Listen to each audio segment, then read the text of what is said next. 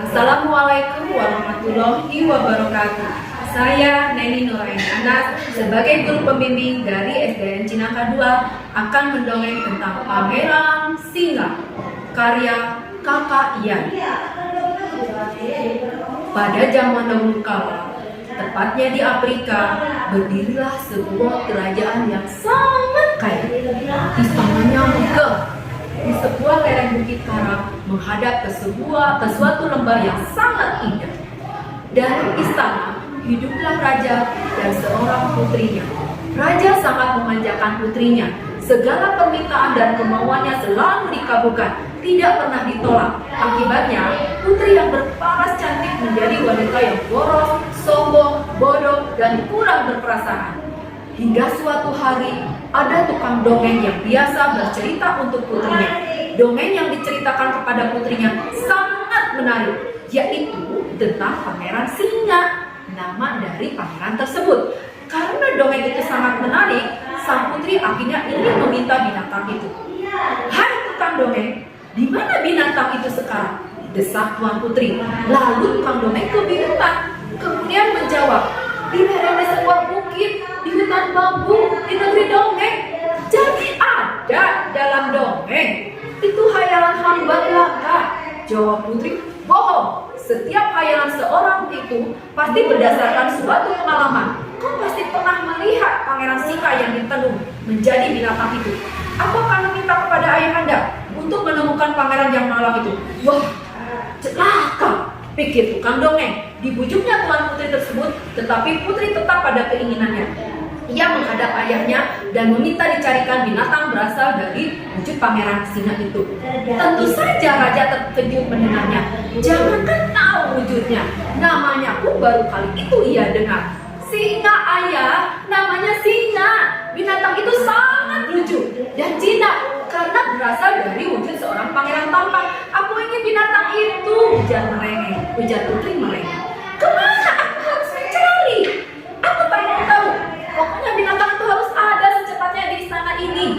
Akhirnya sang raja memerintahkan si tukang dongeng untuk mencarinya. "Jika kau tidak berhasil membuktikan binatang celaka itu, akan aku pukul pancung. Tetapi jika berhasil, maka anugerah besar akan kuberikan kepadamu.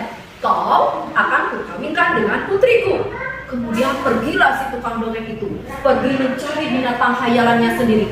Ia memang pemuda penghayal, habis namanya saja si tukang dongeng, dan sekarang ia terlunta-lunta akibat hayalannya sendiri. Tiba-tiba, "Hai pemuda penghayal, apa yang sedang kau hayalkan di hutan bambu yang sepi ini?" tanya pengemis itu mengejutkannya. Dari desa ke desa ia lalui, hutan, bukit, dan lembah telah ia lewati, namun binatang Singa itu tidak ada. Ia sadar bahwa khayalan dalam dongeng itu kini tengah menghukum dirinya sendiri. Ia sedih karenanya, namun demikian ia tidak pernah merasa putus asa. Ia terus berjalan kemana jari kakinya mau mencari singa. Bukan karena hadiah yang akan dianugerahkan raja kepadanya, tetapi karena ia merasa bertanggung jawab kepada hayalannya yang telah membuat sang putri menjadi hampir gila. Berbulan-bulan dia berjalan.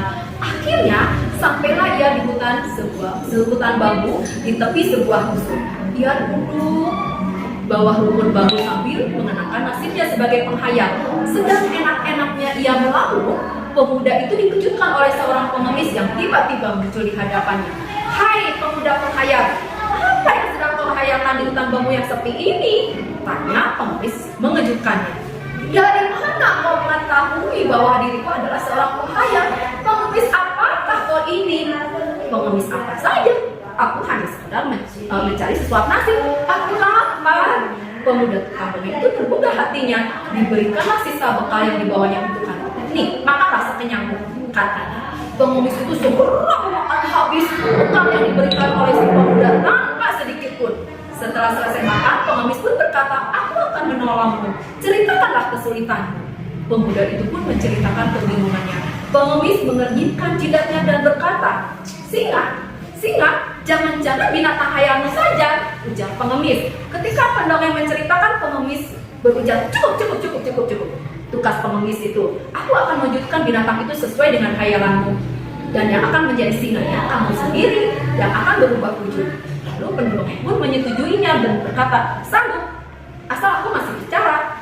Pengemis pun berkata, kau masih bisa bicara hanya beberapa ucap saja, yaitu ketika kau sudah berada di hadapan raja dan setelah itu tidak.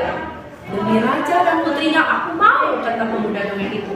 Belum selesai berbicara, tiba-tiba si pendongeng berubah menjadi seekor singa. Dengan kesaktian pengemis singa itu pun tiba-tiba berada di halaman istana raja.